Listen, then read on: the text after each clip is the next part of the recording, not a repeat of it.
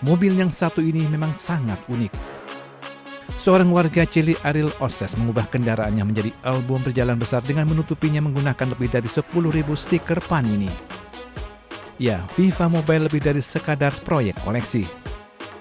Merampungkan album Piala Dunia adalah mimpi masa kecil dan mimpi tersebut mengambil dimensi kolektif dengan ratusan penggemar menyumbangkan stiker mereka dan mengubah kendaraan tersebut menjadi simbol gairah sepak bola. Más de 10.000 láminas pegadas en el auto, o sea, estamos calculando que ya son más de 10 álbumes completos, porque un álbum se llena con 980 láminas más o menos. Mi álbum aún no lo completo, porque 1000 láminas la pegué en el auto, entonces aún no lo completo, lo tengo ahí, pero ahora sí lo voy a empezar a completar, porque es algo que tengo que terminar sí o sí. Mobil tersebut juga menjadi platform kolektif karena penggemar lain dapat menempelkan stiker mereka yang berulang atau menerima stiker yang belum mereka miliki dari Oses. Penerbit Panini turut serta dalam inisiatif dengan menyediakan stiker agar tidak ada anak-anak yang ketinggalan berpartisipasi.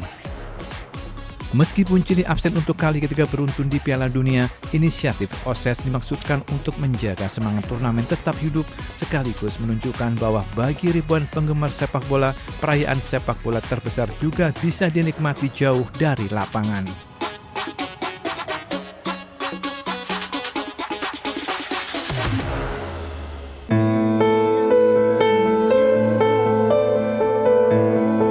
Ribuan pelayat berdesak-desakan mengarak peti jenazah pemimpin tertinggi Iran, Ali Khamenei, yang diselimuti bendera Iran. Prosesi pemakaman ini dimulai Rabu pagi di area jembatan Kufa sebelum melewati kota. Upacara pemakaman di Najaf berakhir setelah peti jenazah Khamenei tiba di komplek makam suci Imam Ali bin Abi Thalib. Kerumunan warga juga mengiringi truk yang membawa peti mati Khamenei bersama beberapa anggota keluarganya.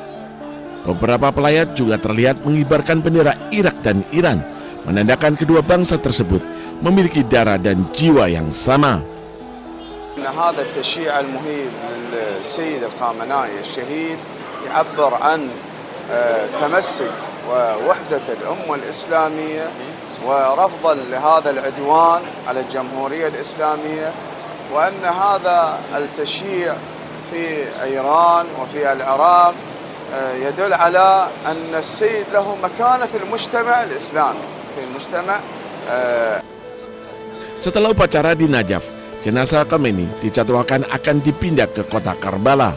Prosesi pemakaman yang berlangsung selama beberapa hari ini dijadwalkan berakhir pada hari ini di kota Mashhad, Iran Timur Laut, tempat Khamenei akan dimakamkan. Pemimpin tertinggi Ali Khamenei tewas dalam operasi militer gabungan Amerika Serikat dan Israel melawan Iran pada 28 Februari. Putranya Mujtaba Khamenei kemudian diangkat sebagai penggantinya.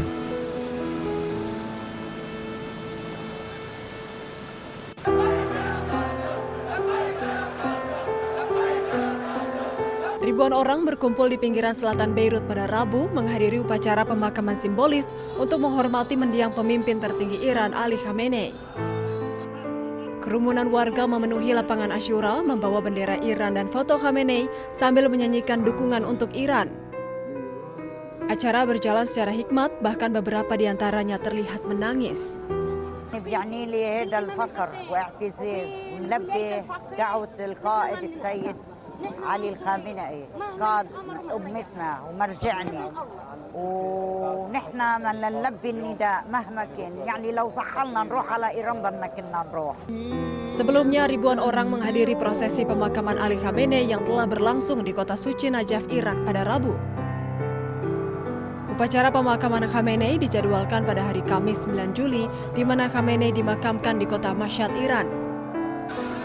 Ali Khamenei tewas akibat serangan AS Israel di Iran pada 28 Februari silam.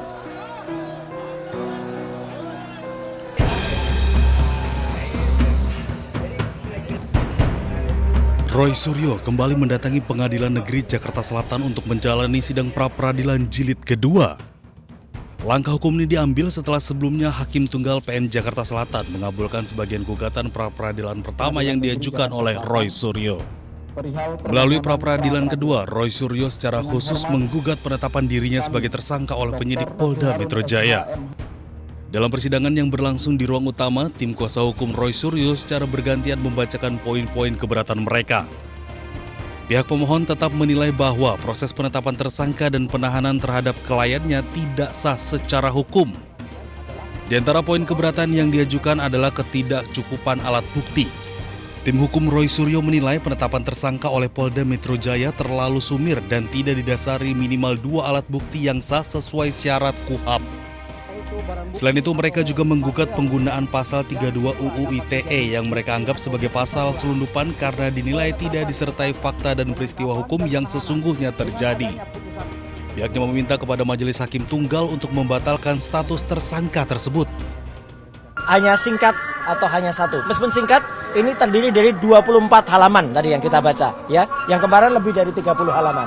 Dan singkat tapi ini sangat bermakna. Karena ini kalau kata Mas Gafur tadi, ini disetujui atau ini dikabulkan, maka itu akan berpengaruh kepada didakwakannya pasal 32 ayat 1 kepada saya. Karena alasannya tadi jelas, Pak Yasena tadi juga sudah mengatakan apa yang nanti akan diuji itu tidak berkesesuaian antara barang fisik, barang analog, dan barang digital. Hakim Tunggal yang memimpin persidangan nantinya akan mempertimbangkan seluruh fakta hukum yang terungkap sebelum menjatuhkan putusan akhir pada Senin tanggal 20 Juli mendatang. Dari Jakarta, Hadisti Arifa, Seto Pratomo, iNews melaporkan.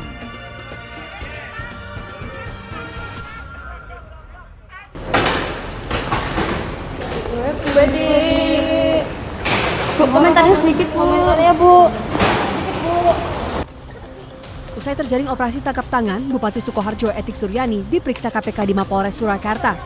Etik pun langsung dibawa ke Jakarta untuk diperiksa lebih lanjut. Bu, jalan kepuh gimana, Bu? Jalan kepuh. Gelap semua ini, Bu, jalannya. Selain Etik, KPK juga menangkap 4 orang lainnya. Sebelumnya, Etik dijemput oleh petugas KPK di rumah dinasnya di Solo, Jawa Tengah pada Kamis malam.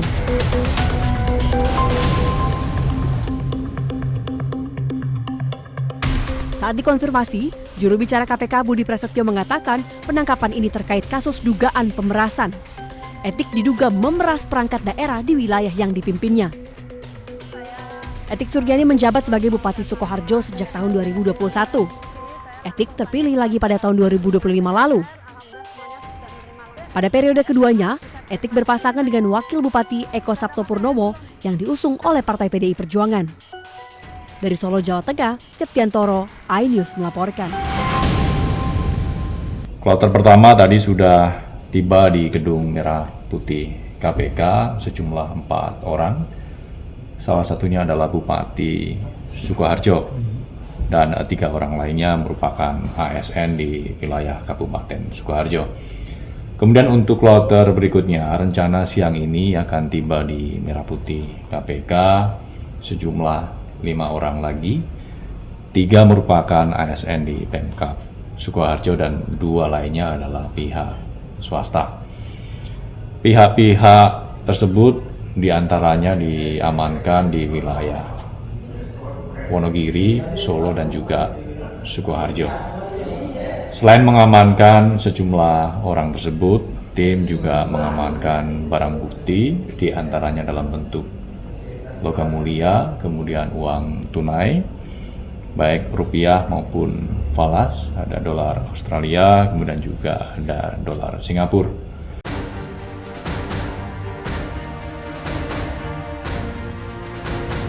Penggeledahan demi penggeledahan dilakukan oleh Kortas Tipikor Polri di 13 lokasi yang tersebar di Jakarta, Tangerang Selatan, Banten, serta Bogor, Jawa Barat.